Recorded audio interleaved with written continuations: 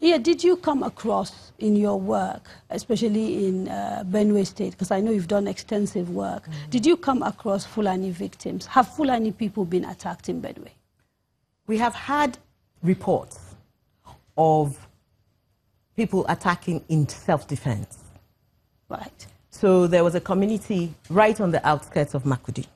Not reprisals, self-defense, because self-defense implies they are attacking the people who attacked them. Absolutely. Reprisal is if they attack you, you wait and then you attack another community that's similar to them. In fact, the truth of the matter is, if it's what you call a reprisal, the truth is, from the people we talked to, they don't even know where to find them. For example, if there's anybody coming to attack, if people come in and attack en masse or whatever, what we saw in 2014 was we saw that the community said they came in, a bunch of Fulani people, shot in the air, killed. Interestingly, I think they said they killed an Igbo man. It wasn't even a Tiv man in that community in Adaka. And then the following day, they saw their cattle grazing, and they went and killed the cattle. Now, if that's a reprisal attack on cattle, fair enough. Unfortunately, because there has been back and forth, you have numbers running in over 1,500. These are just the ones that we've not even confirmed. Back to the point of documenting, I personally do not think it's the reserve or the job, primary job of the media to do these investigations. What is the government there for?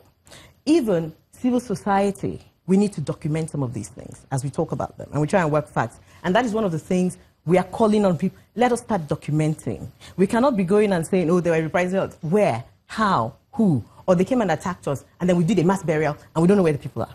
Okay, so let me ask the Honorable Minister. She raised an important point. I happen to disagree with her about media should investigate, because there's a role for media investigation. But she talked about government. Have you actually put anything in place that will look at this conflict and come back with hard evidence, hard information that will allow you to plan, not just in terms of policy, but also in terms of just policing for security purposes and all the other things that government is supposed to do? You know, just July last year, we had a conference here. 700 people attended from all over the country.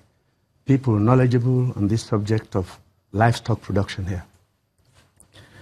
The problem is in government, even if you think you have a good idea, bring more people to participate, because what you think will work may not quite work. Before then, I went to Yola.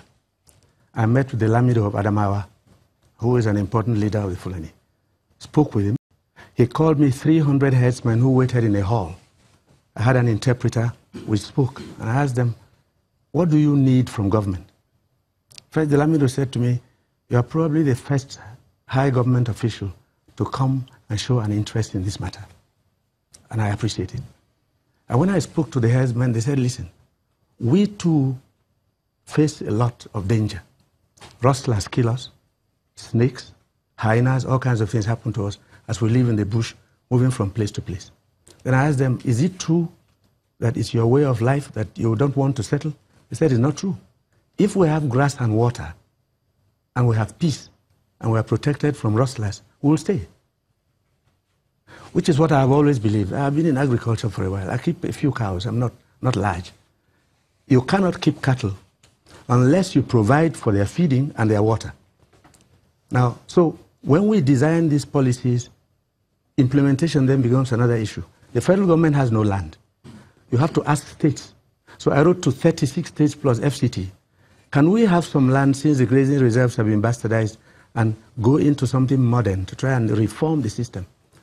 20 of the states either didn't reply or said they had no land. Okay. 16 agreed. But this is one of the crux of the issues when you discuss the herder-farmer conflicts, because people will say to you, why are herders special? Why should the government be looking to provide land for what is essentially a private business? Oh, fantastic. Now, let me ask the same people. Why do we invest in cocoa farming? We clear land for cocoa farmers. We clear land for cassava farmers. We give improved seeds of rice to rice farmers. We protect and support sorghum farmers, millet farmers, sesame seed farmers, cashew nut farmers. There is hardly any sector, poultry farmers, that the government doesn't support.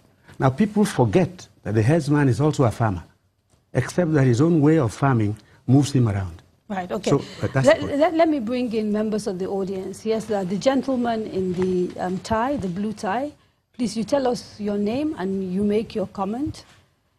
And when we finish with him, we go to the gentleman with the checkered shirt. Please tell us your name. My name is Terence Vembe. I practice law for a living. I want to say from the beginning that if we are going to get any solution to this problem, we must be very honest in what we say. You asked a question at the beginning of the program. How do you know that the people attacking are Fulani? We know. On the 4th of March, and they are Fulani herdsmen, on the 4th of March 2016, the then IGP, Solomon Arashi, convened what he called a peace meeting in Makodi. I attended. And an Ado Bodere got up, that was after the Agatu attacks, got up and said they attacked Agatu because the people of Agatu killed 10,000 of their cows. Every time there has been an attack, somebody from the umbrella unions of the herdsmen, who are people living in town, who are not even in the bush with these people, come out to claim responsibility for these attacks. Even these January attacks for Benue. The vice president or his chairman of the Metiala Cattle Breeders Association came out and said they attacked because they killed 1,000. Okay, so it's important I say that these are allegations, we can't prove them, and so channels will have to be really careful about this, okay? But carry on. If you could stop mentioning names, that would be very helpful. Okay. Because we don't want to find ourselves with a lawsuit in our hands. I will provide my services as a defense lawyer. Now, for every attack, like I was saying, there has always been somebody out claiming to be the attack. There have been threats that we are going to attack. We happen to have somebody from Mieti here, don't we? And I'm talking about this, I can mention I've been involved in meetings. At a meeting in Baya, in Buruku local government of Benue State, we had elders of Fulani who came there and told us that as we are having children that we cannot control, that is how some of them are out of their control. They cannot control them.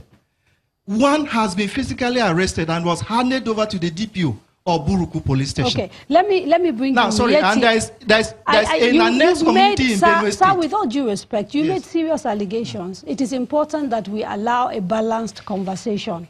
At the beginning of this, I said it is important that we allow everybody to speak.